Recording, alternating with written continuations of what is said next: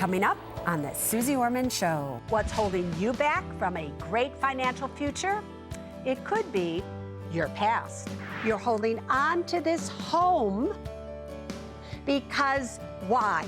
I'm torn. Part of me wants nothing to do with it, and the other part feels like I'm betraying him by getting rid of it. It's just hard to put the past in the past. And you ask me, can I afford it? Let's just get this right. $95,000 for a used car, right? Yes, ma'am. Really, John?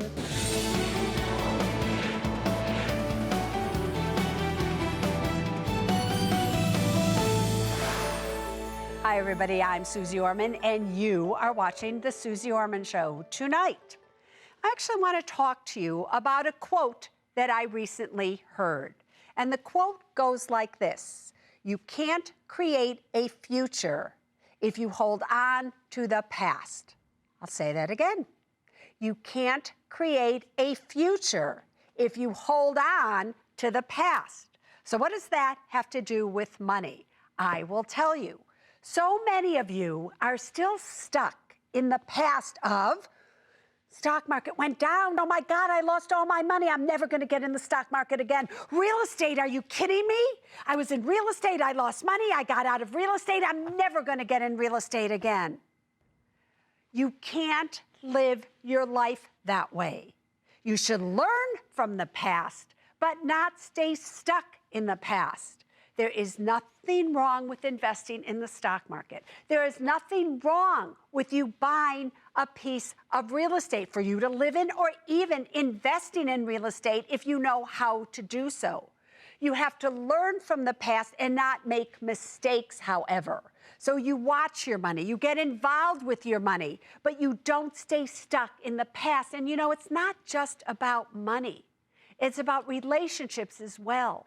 So many of you are holding on to the past. You were in a bad relationship. That person broke up with you, or you broke up with them, and you're still coming from that past experience, and you're bringing that into everything so that you can't create a new future with somebody else.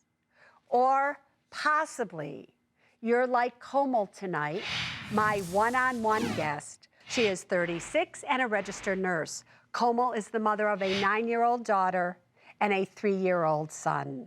Almost 4 years ago, the unthinkable happened. Her husband, Mike, died in a car accident. Koumal was 8 months pregnant at the time. Mike had no life insurance, no will, and no trust. Koumal's been a financial mess since Mike died. And it wasn't Koumal, by the way, everybody, who reached out to me. It was her sister who wrote in and said, can you please help her? Please, Susie, she's a good woman. She just can't get it when it comes to money. So Koumal, welcome to the Suze Orman Show. Thank you. How did you feel when you heard your sister had written in? I was shocked, but it's not unlike my sister to do something like that, especially because she has her head on so straight and she knows that I don't. Yes, and when she wrote in, was your original inclination, I'm not going on that show, I am not doing that, or was it one of relief, which is, oh, thank God, maybe somebody can help me? Actually, a lot of this financial situation has been, I've kept it under the rug from family members, so I think I felt relieved when it was exposed, and was really excited and looking forward to the help. All right, so let's start there.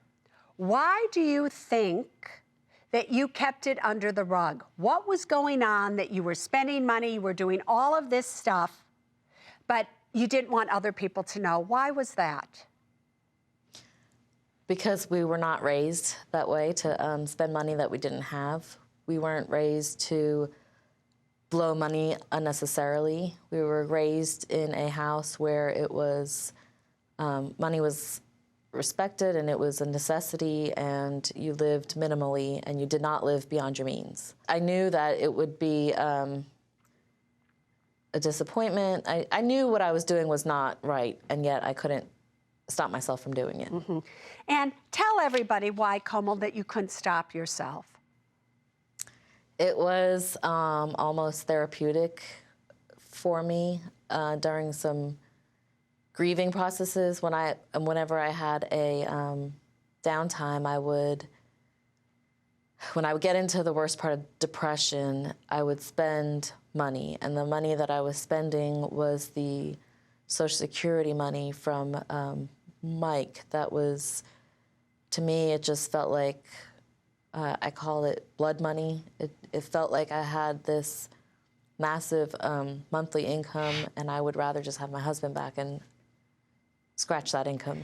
Koumal, has anybody ever told you that how you were feeling and what you were doing was what many widows do? I've heard that many widows, I don't know about financially, but I've heard that they do almost like like some type of addiction, and mine was financial. Yeah, but what many widows do is that they love their husband so much, and now their husband isn't there, but yet they're getting a check. They're getting this check, and the reason they call it blood money is because you don't want this. You want your husband back, and so this psychological thing goes on that says, if I get rid of this, I can get that back. Not rational, but understandable. So first, I want you to give yourself permission and forgive yourself for all the things that you did in the past when it comes to money, because you didn't do it from a rational place. Who in the world could be rational when you're 8 months pregnant, you lose your husband, he doesn't have insurance, he doesn't have will, he doesn't have a trust, and it's all on you right now, and you already have a child? So do you think you can forgive yourself? Yes, I think I can forgive myself and then start all over again. I understand that there are some parts of the past that you want to hold on to, because sometimes those things, like the house that you are no longer living in, because if it's all right, I'll just tell everybody, your husband died on the street where your house was. He was in an accident very close to the home. So you couldn't drive down that street anymore to go home, because every time you did, it reminded you of what happened. And I got news for you. It will remind you of that every day for the rest of your life. But you're holding on to your past. So you can't create the future because you're holding on to the past. You're holding on to this home because why? Because I couldn't let go of it. And why can't you let go of it? Because we bought it together and we made memories there, and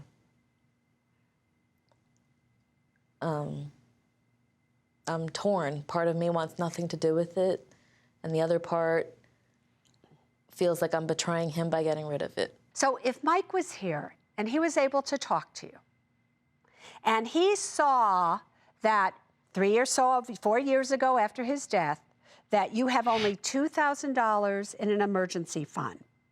You have about $3,000 in retirement. If he saw that you really had very little money, you have about $8,000 in consumer debt. You really are almost breaking even on the home, but the home is costing you anywhere from $200 to $1,000 a month, and I'll get into that in a second, just to keep it. Would Mike really say to you, don't sell this home, sweetheart. This is the home we lived in. This is where our memories are. Or would he say to you, sweetheart, what are you talking about? I live in your heart. I'll always live in your heart. That was just a home. That was just a piece of real estate. Why are you holding on to something that is financially hurting my family, sweetie? Why are you doing that? Can't you hear him saying that? Yes. Yeah. Because that is probably what he would say.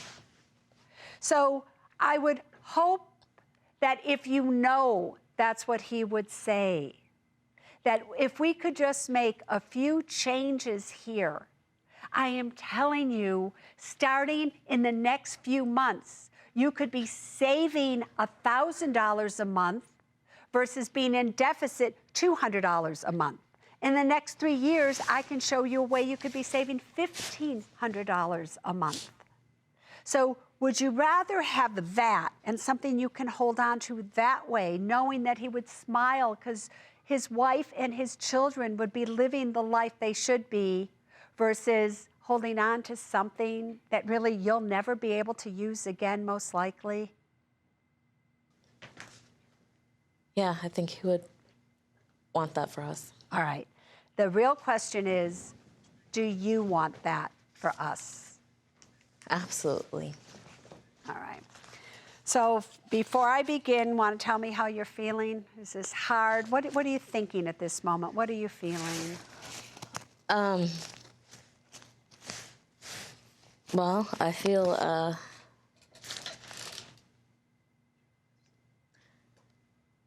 relieved.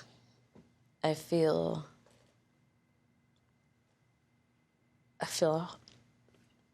it's just hard to put the past in the past. If you can just do these things that I'm about to ask you to do, I think you'll see that your life gets easier every single day. Here's what's so interesting. Do you have a will? No. Do you have a trust? No. Why would you want to repeat the mistake that your husband made? And later, in wanting something, ask me, can I afford it? My hubby would like to buy a stressless chair for $2,000. Whenever a wife calls in and says, my husband wants to buy something, that's because you don't want him to. Is that correct? Well,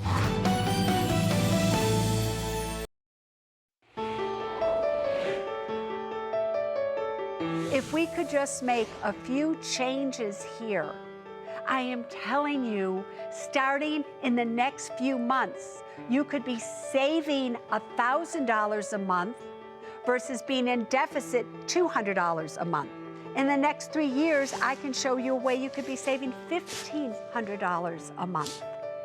So would you rather have that and something you can hold on to that way, knowing that he would smile because his wife and his children would be living the life they should be, versus holding on to something that really you'll never be able to use again, most likely? Yeah, I think he would. Welcome back, everybody. So I'm talking to Koumal, a mother of 2, who lost her husband, Mike, 4 years ago in a car accident. And Koumal is stuck. She's stuck, everybody, in her past. She doesn't want to let go of anything. So let's see what I can do to hopefully help her create a new future. All right. First, the house. The house is expensive. The house isn't just the mortgage payment versus whatever he is paying you or your renter is paying you. It's the property taxes. It's the insurance. It's the maintenance when something goes wrong. So I have figured out that this house actually costs you $1,275 per month for you to actually keep. You're only getting $650 a month in rent. Rent that's taxable, by the way. So the truth of the matter is you have $200 a month in deficit. If we can simply sell the house, let it go, right?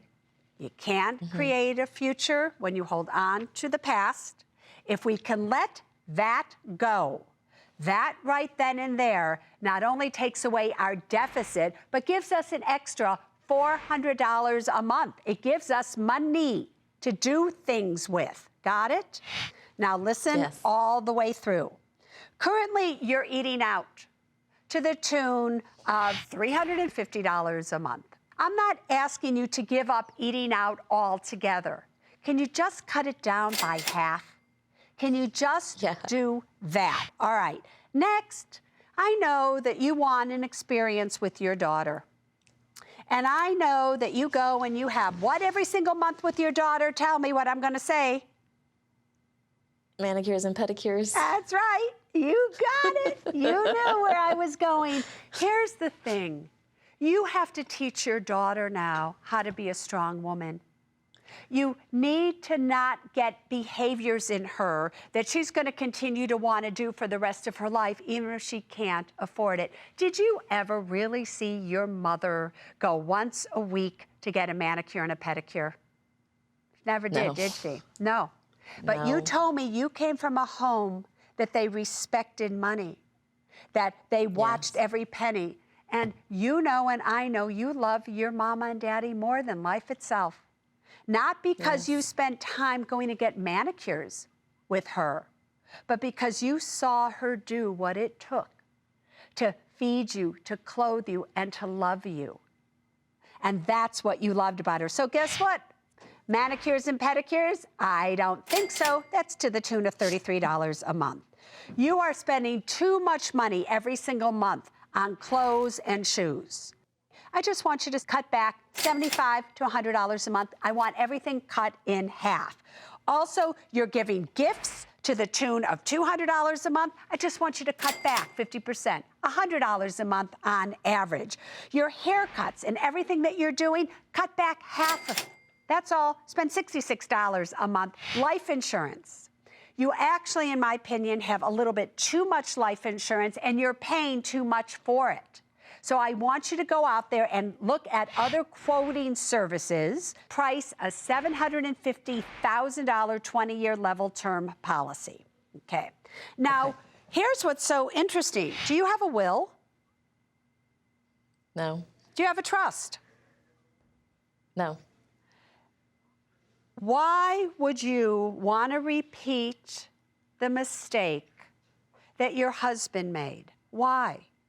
When it comes to your children, you wouldn't want to, would you? No. No. No. So my producer, when this is over, will give you a passcode that allows you to download a will and a trust program that you will be able to do on your own. It is valid everywhere. You are going to do that. So here's the bottom line for you. If you do everything that I've just asked you to do, we get rid of the $650 a month of income from your renter. Your new after-tax income will be $5,130 per month. Your expenses, though, getting rid of everything, will be $4,100 per month. So rather now than $200 or $300 a month in deficit, you are going to be able to save $1,000 per month. That's this year. Next year, you currently are paying $200 some odd a month for an IRS debt. In 1 year, that debt will be gone. That means 1 year from now, you're going to be able to save $1,200 to $1,300 a month. 2 years from now, your car payment is going to be gone. That means 2 years from right now, you will be saving $1,500 a month, girlfriend. Wow. All right? How does that make you feel? Then can I get my nails done again? Then you can get your nails done again. Got it? You can absolutely get your nails done again, but you can't take your daughter with you. Got it? Okay. It's for you and you alone.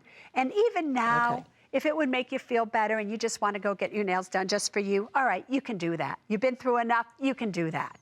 But not with your daughter.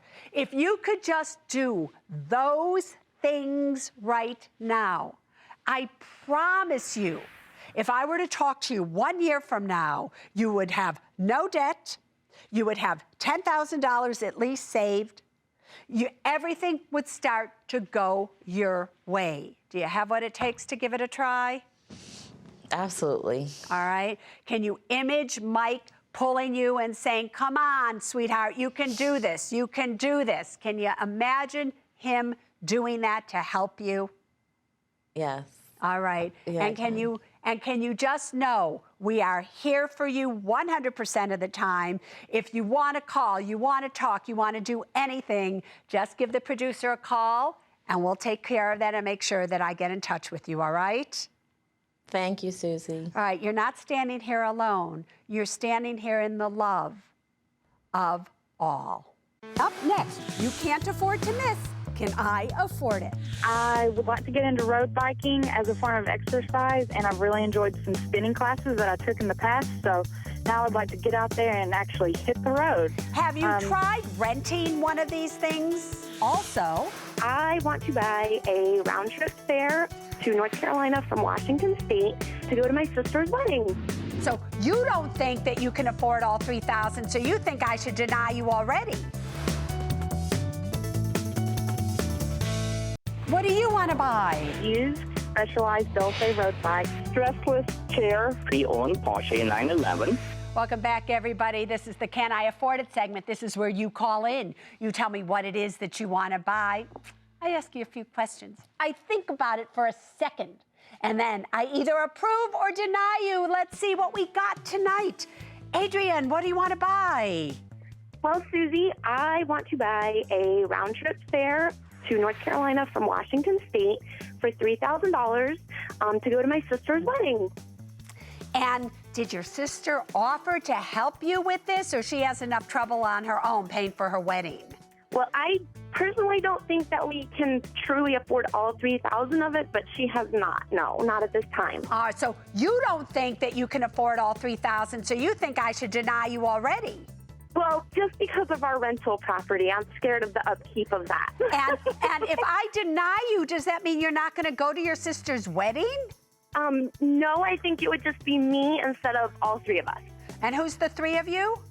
My husband and my daughter. Oh, I got it. All right, show me the money. Okay. Take-home pay is $3,450 per month. Yes. $1,050 of that is a rental. Our expenses are $2,769. Yeah. We have no credit card debt. We have a mortgage of $124,000 at a 30-year fixed. We have 2 car loans equaling $37,000 total. We have savings of $57,000.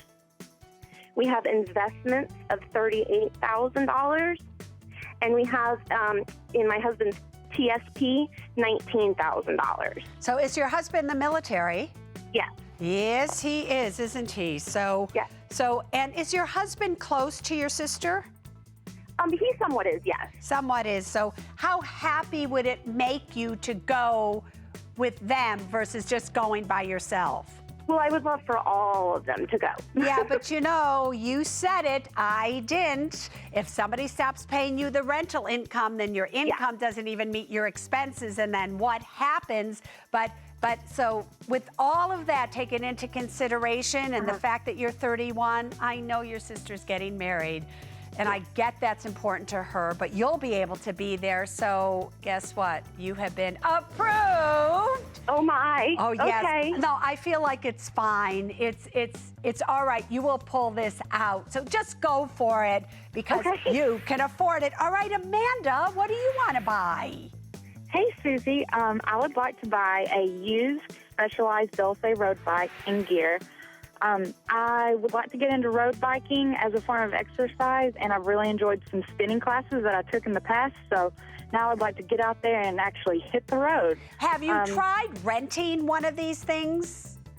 No, I don't have anywhere near me that actually does rent them. I got it. All right, show me the money. My take-home is $1,991 a month. My expenses are $1,757 a month, and I live rent-free. Yeah. My debt is $17,000 on a personal loan, and I have $30,000 in liquid, $53,000 in investments, and $23,000 in retirement. And how are you going to pay for this? Check or cash for my checking. And why do you live rent-free? Where do you live? I live. My loving parents have several properties, and they're letting me live in one of them rent-free. And they're going to let you do that for a while? Yeah, as long as I desire. Guess what? I hope you desire that for a long time. You've been approved. Because look at you at 27. Look how much money you have. I bet you've been watching the Suze Orman Show for a long time. Anyway, Michelle, what do you want to buy? Hi, Susie. My hubby would like to buy a stressless chair for $2,000. Did you notice how you just said that? My husband wants to buy. Whenever a wife calls in and says, my husband wants to buy something, that's because you don't want him to. Is that correct? Well, I don't know that we need exactly what he wants to get. All right, $2,000 for a stressless. A stressless chair. Great marketing angle there, girlfriend. Show me the money. Okay, our take home is about $4,150, which includes a land rental. Our expenses are about $28.25 a month. We have no debt. We own our home outright. We have about $40,000 liquid, $85,000 in investments, and $250 in retirement. And you are going to pay for this how? Well, we'd buy it with a credit card, but we don't ever carry any balance on credit cards, so we pay them off the whole balance every month. Every month. So then to pay it off on the credit card, you would take it from your savings account, right? Right. Yeah, denied. And the reason is as follows. You are 54 years of age. I can't look at your house that you own outright because you live in there. I have $250,000 only in retirement. And in my opinion, at the age of 54, that isn't enough, girlfriend. As you get older, if there's a long-term care stay or something happens, he's going to be really stressed. And every chair in the world that's called stressless isn't going to help him if he doesn't have the money to retire. So no, you don't have the money to do so. John, what do you want to buy? Hi, Susie. Thanks for having us on the show. We want to buy a pre-owned Porsche 911.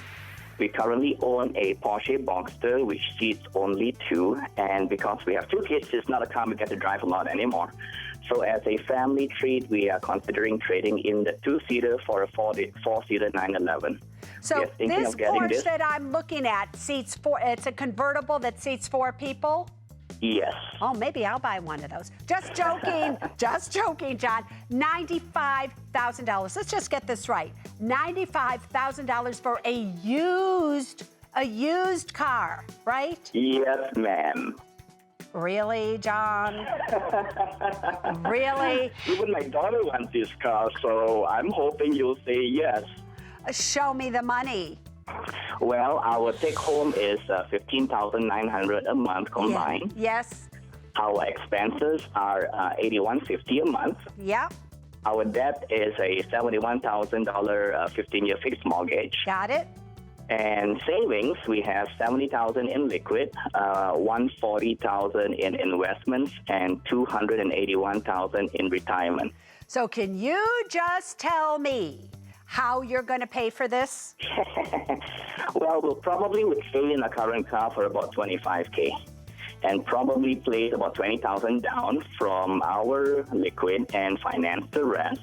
So you're going to take timeline. So you're going to take $20,000 from your liquid, which brings you down to $50,000, correct? Well, with our timeline of 9 to 12 months, we should be able to channel at least $20,000 to $30,000 into the liquid, so they should give us enough for our emergency funds. And then you're going to finance the additional $40,000 that you're going to owe, or $50,000 over how many years? Probably 5 years. 5 years. That's what I thought. Denied. Denied. If you had said 3 years, if you had really thought about this, I would have said maybe. But to cut down so much into your emergency fund, even though you're financing something, just because you want a car, a used one for $95,000, at 36, you really, you don't have the money for that. Again, I'm going to repeat, if you're going to buy a $95,000 car, you should be able to write a check for it. Got it? John, want to be part of the Can I Afford It segment? All you have to do is go to my website, SusieOrman.com, and you'll find the information that you need to know there to come and play with me right here. Now take a look at your screen, everybody. If you're chosen, you're going to get a really cool t-shirt. Next, I tackle trending topics in Ask Susie. I think it is a good time to get back into the real estate market or get into it for the first time if and only if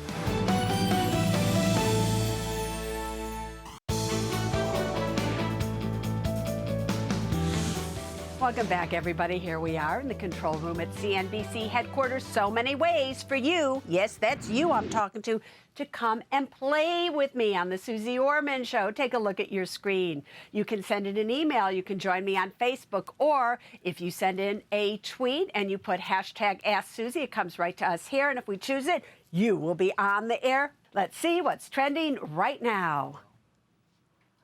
We have at Dylan, PK11, is now a good time to get into the housing market, or should I wait just to guarantee there isn't a housing bubble relapse? Dylan, we don't know when there's going to be a relapse. We don't know what's happening when it's really in the future. Here's the thing. I think it is a good time to get back into the real estate market or get into it for the first time if and only if you can afford it. What does that mean? Do you have at least 20% to put down? Besides the 20% to put down, do you have an 8-month emergency fund? Can you afford a 15 or 30-year fixed rate mortgage along with the property tax, the insurance, and the maintenance on it? Is your job secure? Are you going to be living in it for at least 5 to 7 years? All those things matter. So if you can find a house that you can afford in an area you want to stay in, what I would tell you is go for it and go for it now. Let's see what else is trending. At M. Jassel, should I have index funds in my Roth IRA or actively managed funds, maybe even target funds? Well, I can tell you this, girlfriend. Assuming it's a girlfriend, maybe it's a boyfriend, M. Jassel. It doesn't matter, boyfriend, girlfriend. Here's what I can tell you.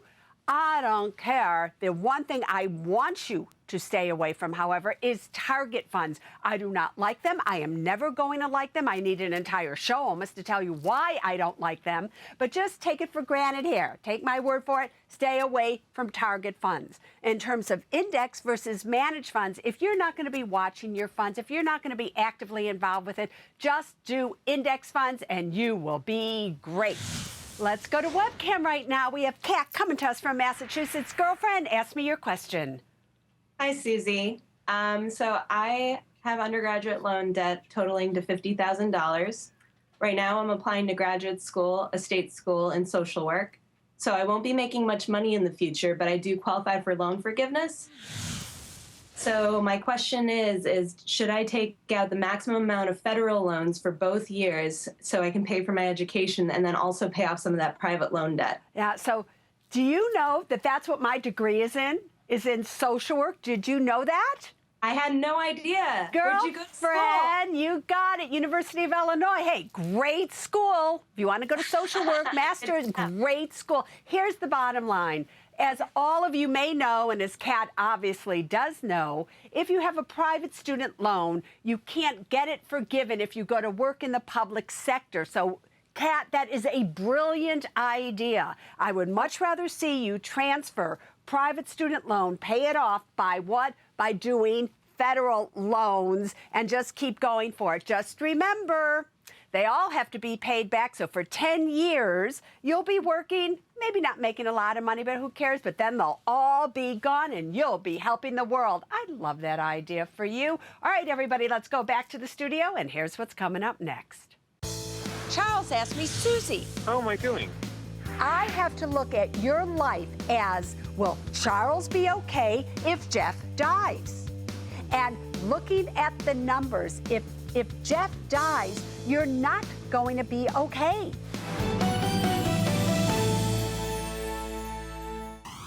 People first, then money. You're on the air. Helen, you're on the show. Hi, thanks for taking my call. Girlfriend, thank you for calling into the show. Let me hear your question. Okay, I have a 14-year-old son who decided he was going to borrow my credit cards without me knowing and use them on an adult website. How did you find out about it, Helen? Credit card statements. How much did he charge? $1,200. $1,200 on an adult website? I hope he saw some good things, at least for that amount of money. Well, they're like $8 and $9 a minute, so I imagine it goes quick. This little 14-year-old computer genius is going to have to figure out a way to pay you back the $1,200. that you now owe for him. The greatest lesson that he can learn is when you charge, you are responsible for that charge, no matter how much pleasure you got during that month. Welcome back to the Suze Orman Show. Hi, Susie. I'm 50, and my partner, Jeff, is 55. My mom retired at 60, then passed away shortly after, and I'm afraid that could happen to me. My goal is to retire in 12 years when I'm 62 and he's 67. Susie, how am I doing? Oh, Charles, first of all, welcome. It's kind of sad when you're afraid because something happened to a parent that it's going to happen to you, isn't it? Yes, it is, Susie. Yeah, so I understand it, but hopefully we can do something here to know that no matter what, we can make sure that you're okay. So before we look at your financials, if you were going to continue to do everything exactly like you're doing right now, would you be able to retire in 12 years from now? That is the question. And live the lifestyle that you want. What kind of grade would you give yourself? I know I'm not perfect, so I would probably give myself a C. A C. All right, so let's see if I agree. Let's show everybody your financials. You are 50 years of age, my dear Charles. Jeff is 55.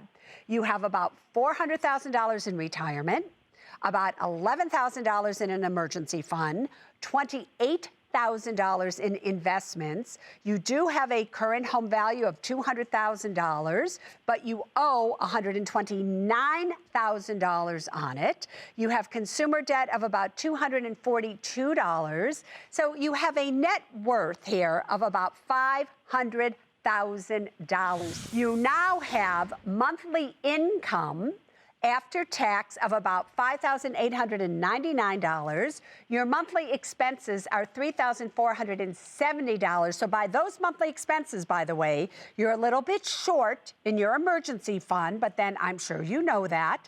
But you have excess of about $2,400 a month. We do put about $1,600 in savings every month. All right. So, Charles, listen. You want to retire in 12 years. I know you're saving quite a bit of money towards that. The question is, will you have enough? Will you not? I've given you, truthfully, a B minus because I have to tell you, the reason is I'm concerned that you, even though you say you're saving, I want to see it. Where is it with the emergency fund right now? But even if you continue to do everything exactly like you're doing right now, I've given you a goal of about $4,000 a month is what you're going to need. Now, if you continue to save, when you look at your pensions and you look at all of your income from your Roth IRAs, your 401ks, everything, I only get $4,795 per month for you after taxes. That's $800 a month more than what you really need. That's cutting it really close. Now, of course, Jeff could start to claim Social Security at that point in time because he's going to be 67. So after we look at everything, now with his Social Security, you're at $6,355. All right, not bad, but here is the problem. As we are taping the show right here and right now, right, marriage equality has not been legalized. So therefore, you are not recognized as a legal married couple on the federal level. So listen to me closely. What that means is if Jeff dies, you do not get his Social Security, do you? No. No. No. So I have to look at your life as, will Charles be okay if Jeff dies? And looking at the numbers, if Jeff dies, you're not going to be okay. So here's your way to an A. You need a will and a trust. You don't have one. What are you thinking? You need long-term care insurance because here you have all this money and all of a sudden you have extra per month. Long-term care say we'll wipe this all out in 2 seconds. Don't do that to yourself. Jeff needs to put the extra money to work in that he should be funding his Roth IRA to the max every single month. Now, the problem that I'm having here is if something happens to Jeff. So one thing that you can do to protect yourself, my dear Charles, is we can take out a $1 million term insurance policy on Jeff, a 20-year level term policy, which would make you 70. So if Jeff dies before that, you'll be okay because you have $1 million of insurance. After 70, it becomes too expensive for you to have this, but if after 70 Jeff dies, then you can collect your full Social Security at that time, and things will be relatively better. You might have to find, however, that you stay working, Charles, till you're 67 or 70, but those are the things you need to take into consideration. So when planning for your future, always plan, will I be okay if something happens to my spouse? Coming up next, one more thing I want you to know. So you made a mistake, big deal. Stop dwelling in that mistake.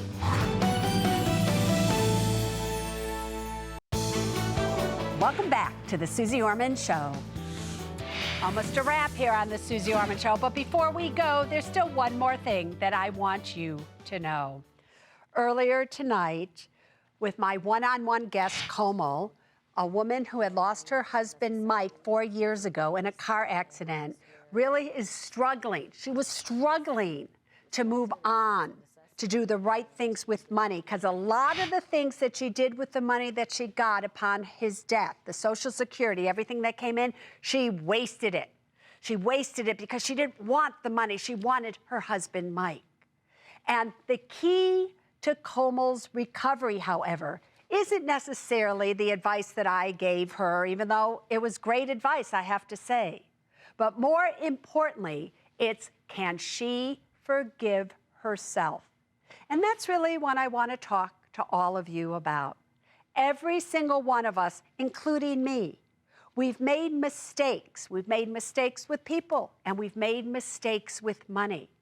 But you can't sit there and continuously punish yourself for those mistakes. You can't sit there and continuously hold on to that past if you're going to create a future. What you can do is just say the 6 greatest words in life, which are, I admit that I was wrong. So you made a mistake, big deal. Stop dwelling in that mistake and make tonight the night that you resolve with yourself that you're going to forgive yourself and you're going to go on and create the future that you deserve. But it can't happen until you forgive yourself. Can you try that? Now you know. But until next week, there's really only one thing that I want you to remember when it comes to your money, and it is this, everybody. People first, then money, then things. Now you stay safe. Bye-bye.